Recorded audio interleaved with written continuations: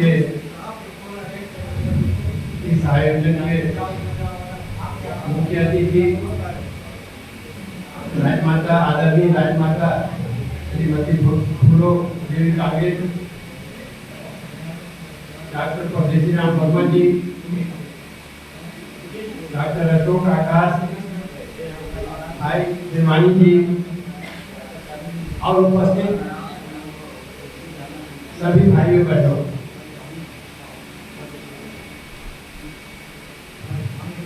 आज का जो मुख्य विषय था जिस पर चर्चा चल रही है और होनी चाहिए,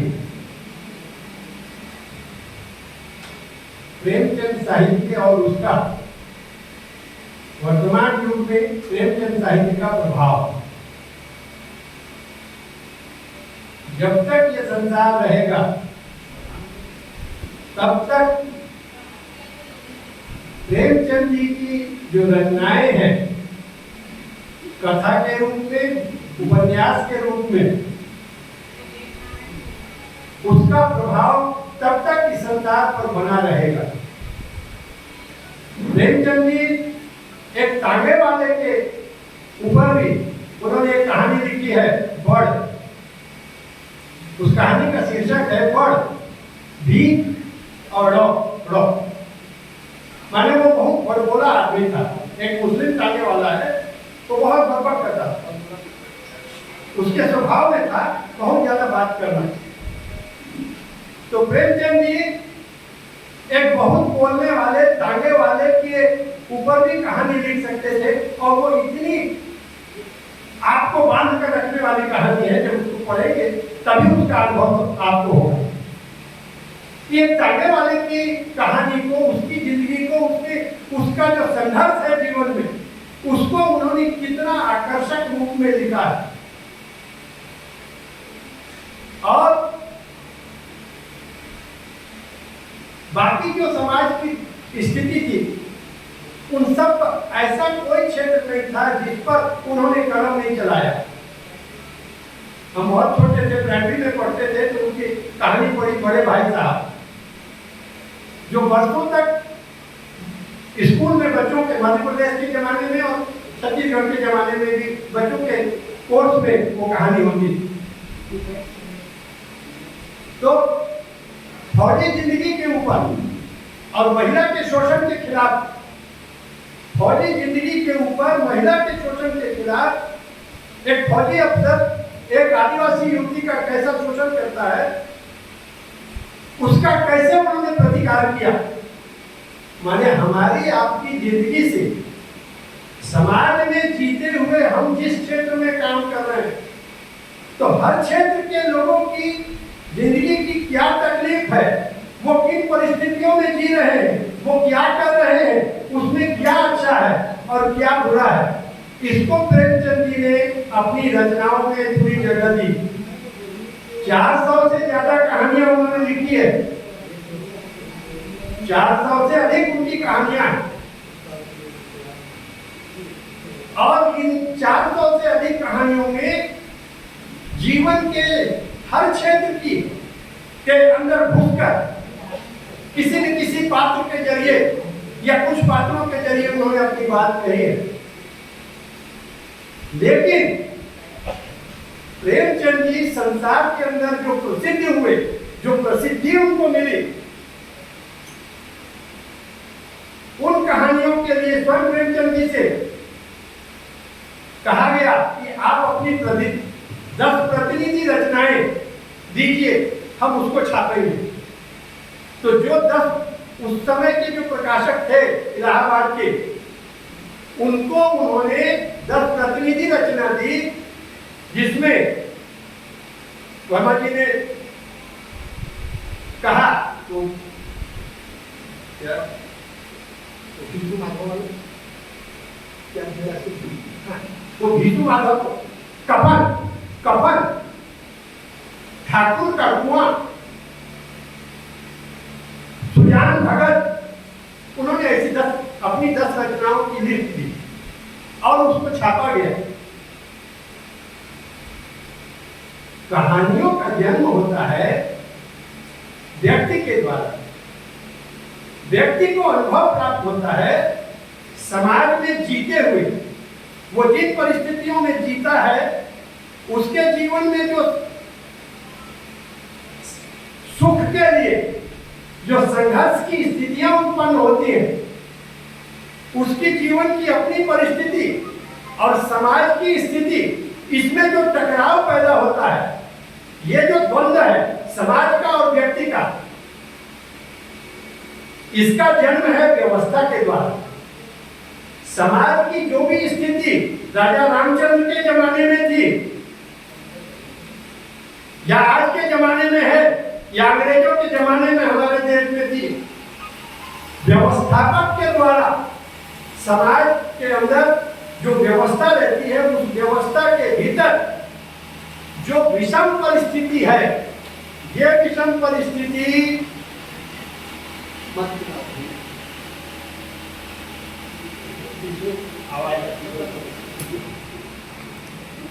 ये जो विषम परिस्थिति है समाज के अंदर, जीने में जो तकलीफ होती है अलग अलग लोगों को, क्यों? क्योंकि लोगों की हैसियत अलग अलग है समाज में। एक आदमी मजदूरी करता है, दूसरा आदमी उसके काम को सुपरवाइज करता है, तीसरा आदमी उसको निर्देश देता है, चौथा आदमी कहीं दूर बैठा है जो उसको फाइनेंस करता है। समाज की जो विभिन्न परिस्थितियां हैं, उन परिस्थितियों के अंदर जो दुख सुख के कारण है, वो कारण है व्यवस्था के अंतर्गत। समाज में ऐसी व्यवस्था नहीं है, राजा रामचंद्र के जमाने में भी नहीं थी, तुलसीदास जी के वर्णन में भी, गरीब अमीर उनके जमाने में भी थे। एक वो स्वयं राजा थे, दूसरी भीलनी थी, सबरी जिसका जूता बेर उन्होंने खाया, वो एक अलग बात है। वो एक अलग बात है कि उसका जूता बेर उन्होंने खाया, उन्होंने उस भेदभाव को मिटाया, वो व्यक्तिगत स्तर पर था। उनका भाई लक्ष्मण नहीं खाया जूता बेर, नहीं खाया, ये अलग बात है। लेकिन समाज की स्थिति क्या रही, राजा और रंग और बीच के लोग, समाज में हर युग में यही रहा। जब आदिवासी समाज था, जंगल के अंदर जब मनुष्य रहता था, नग्न अवस्था में निर्वस्त्र रहता था पशुओं की तरह, तब सब मिलकर समूह में भोजन के लिए शिकार करते थे जानवरों का, तब बराबरी थी। स्त्री पुरुष सब मिलकर शिकार करते थे और बांटकर खाते थे। लेकिन जैसे ही कृषि युग आया, कृषि युग आने से सामाजिक स्थिति बदल गई। कृषि युग के पहले दास प्रथा आया, तो आदिवासियों के बीच में जो ज्यादा मजबूत होता था, जो ज्यादा ताकतवर होता था, उसने अपने ही साथियों को गुलाम बना लिया, उसका मुखिया बना। जो ताकतवर था वो मुखिया बना, क्योंकि वो उसका मुकाबला नहीं कर सकते थे, इसलिए उसके हुक्म को मानते थे। तो दास प्रथा शुरू हुई, देखिए समाज में भिन्नता पैदा हो गई। फिर कृषि युग आया, तो कृषि के अंदर जो सामान्य लोग थे वो उत्पादन करते थे, लेकिन सरप्लस अनाज जो था वो किसके पास जाता था? राजा के पास। तो राजा सबसे धनी हो गया और अपने धन की रक्षा के लिए उसने राज व्यवस्था कायम की, उसने सेना कायम की अपनी सुरक्षा के लिए, अपने धन की रक्षा के लिए। तो समाज व्यवस्था जैसी रहेगी, उसके अंदर रहने वाले लोगों का जो अनुभव होगा, उस अनुभव से कहानी और उपन्यास का जन्म होता है या कविता का जन्म होता है। समाज के भीतर का द्वंद्व हमको प्रेरित करता है, क्योंकि कवि कथाकार ये ज्यादा संवेदनशील और शब्द शिल्पी होते हैं, शब्द के धनी होते हैं। उनको जल्दी कोई बात छूती है तो वो उसको लिपिबद्ध करते हैं, अपने अनुभव को, दुख के या सुख के या संघर्ष के, उसको लिपिबद्ध करते हैं और उसी को कहानी के रूप में, कविता के रूप में, निबंध के रूप में या किसी अन्य रूप में, नाटक के रूप में समाज को परोस देते हैं। अब जिसकी रचना जितना प्रभावित करेगी, आज भी शेक्सपियर का नाटक पूरे संसार में खेला जाता है। शेक्सपियर का नाटक आज भी शेक्सपियर को, इंग्लैंड में जन्मे शेक्सपियर को पूरी दुनिया में पढ़ा जाता है। क्यों पढ़ा जाता है? इसलिए कि साहित्य के क्षेत्र में, ड्रामा के क्षेत्र में वो महापुरुष थे, इस संसार के महापुरुष थे। ठीक इसी तरह प्रेमचंद जी ने तब जो लिखा, तब का जो समाज था हिंदुस्तान के अंदर, वही परिस्थिति आज भी मौजूद है। तब अंग्रेज शोषण करते थे पूरी दुनिया का, तो उसका नाम रखा राजनीति में साम्राज्यवाद। आज भी साम्राज्यवाद शोषण करता है। तब साम्राज्यवादियों का अगुवा था इंग्लैंड, आज साम्राज्यवादियों का अगुवा है अमेरिका।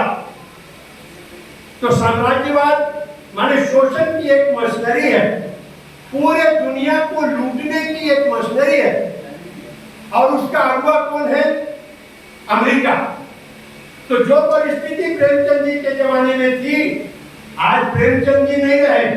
1936 के बाद, अब 13 साल बाद फिर 2036 आ जाएगा, तो प्रेमचंद जी को मरे 100 साल हो जाएंगे। लेकिन देश की सामाजिक परिस्थिति आज भी वही है जो अंग्रेजों के जमाने और प्रेमचंद जी के जमाने में थी। राजस्थान में एक मास्टर साहब ने एक विद्यार्थी को ऐसा मारा कि मर गया वो बच्चा, इसलिए कि उस बच्चे ने उस हंडी का पानी पी लिया जिस घड़े का पानी मास्टर साहब अपने लिए अलग रखते थे। उस बच्चे को प्यास लगी और उसने पानी पी लिया, तो मास्टर साहब ने उसको वो सजा दी कि जिस घड़े का पानी मैं पीता हूं तू भी वही पिएगा। तो प्रेमचंद जी ने लिखा ठाकुर का कुआं। पत्नी और पति दोनों मर गए, लेकिन ठाकुर के कुएं से जो पानी उसकी औरत अंधेरे में निकाल रही थी, कौन है रे? जब कहा जमींदार ने ठाकुर ने, तो उसके हाथ से रस्सी और वो पानी निकालने वाला बर्तन दोनों छूट गया, दोनों डूब गए कुएं के अंदर और वो दोनों बिना पानी पिए मर गए। तो भारत में जाति प्रथा का जो दुष्प्रभाव है वो कैसा था? आज भी है कि नहीं? आज भी है कि नहीं? मणिपुर जल रहा है। कुकी जाति ईसाई बहुल है और मैतेई जाति हिंदू बहुल है। तो अंग्रेजों के जमाने में हिंदू और मुस्लिम का दंगा होता था। आज छत्तीसगढ़ में भी आदिवासी इलाकों में, कांकेर जिले में आज से 6 महीने पहले ईसाइयों का और आदिवासियों का, आदिवासी ईसाई और गैर ईसाई आदिवासी, इन दोनों में झगड़ा हुआ, भारी झगड़ा हुआ छत्तीसगढ़ में। और आज पिछले 4 महीने से 3 मई से मणिपुर जल रहा है। ठीक, तो देश की परिस्थिति बदल गई क्या?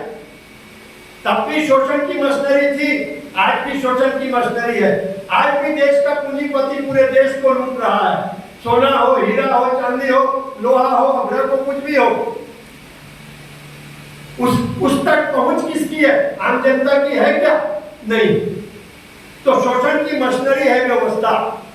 व्यवस्था ही शोषण विहीन व्यवस्था चला सकती है और शोषण पूर्ण व्यवस्था चला सकती है। तो जब तक ये परिस्थिति देश के अंदर और समाज के अंदर व्याप्त रहेगी, तो जिनको तकलीफ होगी वो विरोध करेंगे। तो विरोध करने वालों की संख्या है 90-95, इसलिए उनको बांट कर रखा जाता है। आदिवासी ईसाई, गैर आदिवासी ईसाई, हिंदू मुस्लिम, हिंदू सिख, हिंदू जैन, इस तरह से समाज को बांट के रखा जाता है। तो आज जो लिखने पढ़ने वाले लोग हैं, उनके सामने वही परिस्थिति है जिन परिस्थितियों में ठाकुर का कुआं या कफन कहानी को प्रेमचंद जी ने लिखा और संसार में अमर है। संसार के सर्वश्रेष्ठ कथाकारों में प्रेमचंद जी का नाम लिया जाता है। जिन गिनती के 150 कथाकार पूरे संसार में सबसे अच्छे माने जाते हैं, उनमें एक प्रेमचंद जी भी है। उपन्यासकार के रूप में भी मुझे ये ज्ञान नहीं था। वर्मा जी ने मुझे एक दिन समझाया कि उपन्यास लिखने के रूप में भी संसार के अंदर प्रेमचंद जी को संसार के सर्वश्रेष्ठ उपन्यासकारों में गिना जाता है और कथा लिखने में भी वो संसार के सर्वश्रेष्ठ कथाकारों में से एक है। तो आज के लोगों को जो लिखने पढ़ने से ताल्लुक रखते हैं, जिनका संबंध है लिखने पढ़ने का, उनको चाहिए कि वो कैसी कहानी लिखे। ये उनके ऊपर है कि वो कफन जैसी कहानी लिखेंगे या आज जो जातिगत झगड़े हुए इसी के ऊपर वो एक बेहतरीन कहानी लिखेंगे, ये उनके ऊपर है। उसके ऊपर एक बेटी ने, मेरे मोबाइल में है, एक बेटी ने इतनी अच्छी कविता ने गीत है, इतना बढ़िया गीत उस बच्ची ने गाया है, किसी ने मुझे भेज दिया, तो मैंने उसको सैकड़ों लोगों को भेजा, जितने लोगों का नाम मेरे मोबाइल में, मैंने सबको भेजा। मणिपुर की घटना के ऊपर वो गीत लिखा उस बेटी ने, गाया उस बच्ची ने। तो क्या हो रहा है, एक लिखने पढ़ने वाले की नजर ऐसी होनी चाहिए कि जो प्रेमचंद जी ने कहा कि साहित्य जो है वो समाज का आईना होता है, बिल्कुल सच। तो जो समाज में हो रहा है उसकी सही परछाई आपके साहित्य में उतरनी चाहिए।